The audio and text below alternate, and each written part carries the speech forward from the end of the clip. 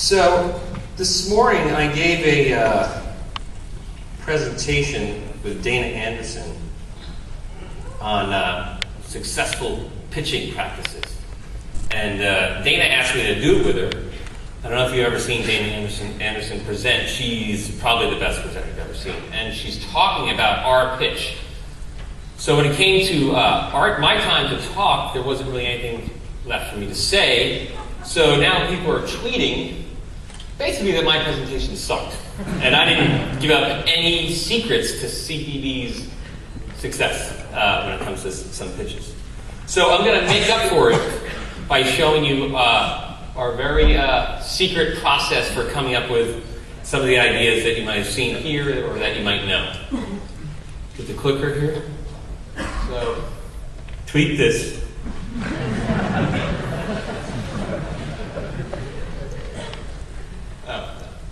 We call it delusional positivity.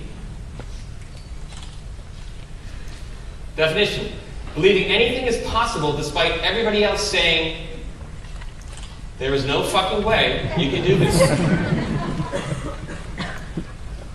So I'm going to show you some examples, practical examples of delusional positivity at its best. This first thing, this campaign died about 5 times. And Andrew, who was the creative director at the time, and it was Tiffany's campaign, and a lot of us worked on it, but it was a very, known campaign within the agency. They tried to sell it so many times. And Andrew kept going and selling it, and after every meeting he'd come back and go, no. And then finally, one day he said, we sold it, and a very brave and amazing client, Minnie, approved this concept, and I think one of the amazing clients is here.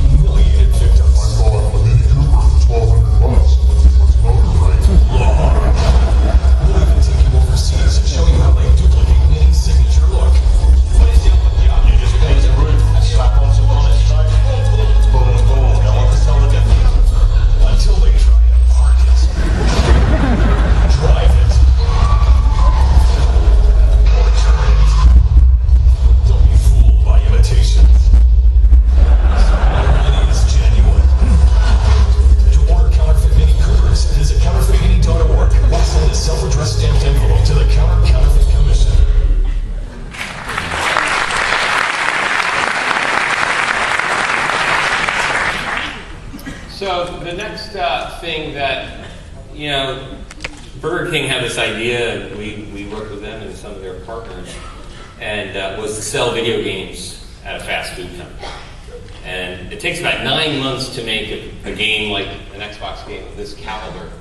So we had to make 3 games in 3 months for half the price, and then we had to convince the public to actually pay for video games about Burger King characters. A lot of people said it couldn't be done, certainly within some of the organizations we worked with, but we powered through, and in the end, the BK game sold 3.5 million copies in 3 months. This next thing, it's called baby carrots. Now, I don't know if you guys have baby carrots in the globe, around the world. Well, in America, we're always fucking shit up. So we sell carrots in these little baby versions of them. So they're actually big carrots that are cut down to baby carrots. So we had 2 test markets to see if we could get some traction and sell these carrots. So the idea was, could you blow up a campaign with just 2 small test markets in the United States? So pretty delusional so we went to them and said, well, let's treat it like junk food. So we said, invest your money in changing the packaging to look like junk food. And it's probably one of our best success stories for a campaign where we had very little money, and it's done very well, and it's recognized globally as a pretty innovative thing. Pizza turnaround. I don't know if you all have Domino's wherever you are, but it's been known not to have great pizza. So for years, I'm sure every agency went to them, just like we went and said, you got to change your pizza, you got to change your pizza. We finally convinced them to change their pizza, but that wasn't the delusional part. Then we said, well, why don't we use the focus groups that said the pizza tastes like cardboard as the advertising?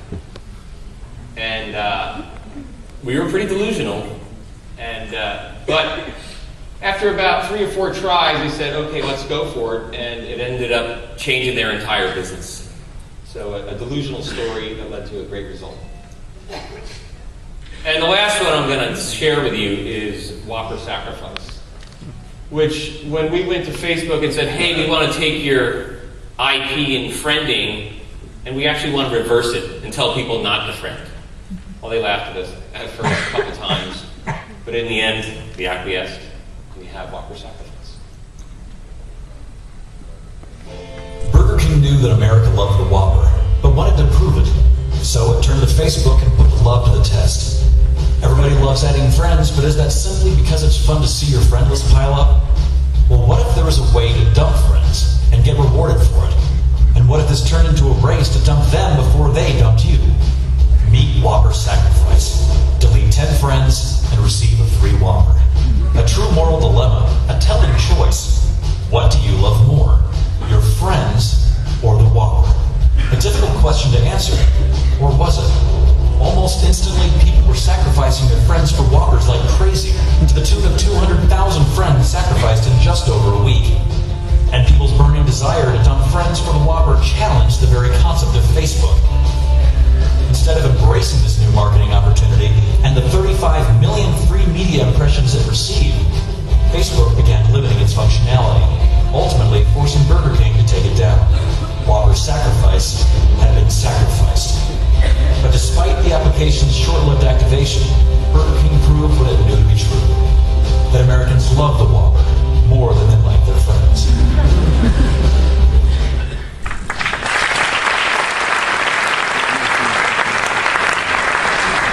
Awesome find, Burger King. Awesome find. So I got about 30 seconds, and this is sort of off topic, but it's been something that I've wanted to find a way to talk about it.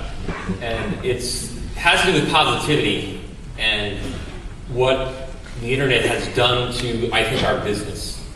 And I think we try to tear each other down too much. And there's a lot of sites that allow anonymous posters to comment. Now, forget the people who work on it. Yes, that's hard for them, but it's our clients are reading this stuff. We've worked so hard to tell our clients we don't need focus groups, but yet we find it so easy to destroy each other's work, and our clients read it. So the next time they want to go sell it, they say, well, that didn't work. So I think we all can do better at being more positive to each other, because in the end, our clients are reading these things. And if they read negative stuff, they won't make the great stuff.